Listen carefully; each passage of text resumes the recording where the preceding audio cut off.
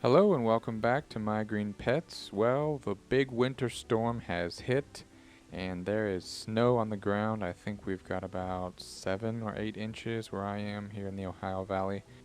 So I hope those of you that have been hit by the snow are staying warm this weekend. So a couple of weeks ago, somebody made a comment about the spiders in my growing area. There are in fact many different types of spiders that live in and around my plants, and I'm more than happy to keep them there simply because they take care of a really common pest that many plant growers have, and that's the fungus gnat. Um, Generally speaking, I don't have an issue with fungus gnats. I mean, they're there, but the spiders do a really good job of taking care of them. As you can see here, it's a little fungus gnat graveyard.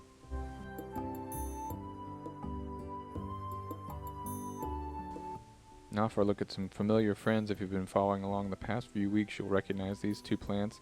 And I'm sad to say that they are kind of on their way out. I think it won't be long before flowers start folding up and dropping on these two, but they've been really nice the past few weeks.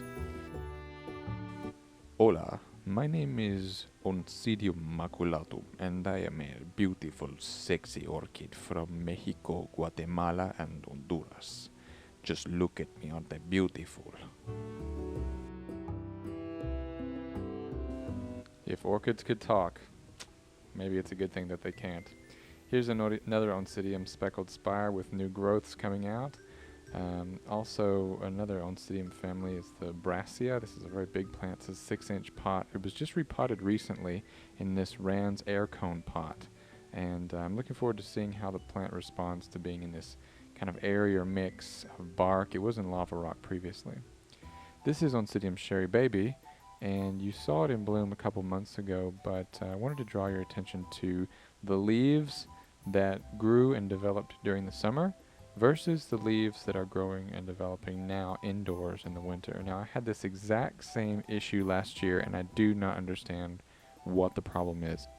I'm going to start spraying fungicide and see if that helps any.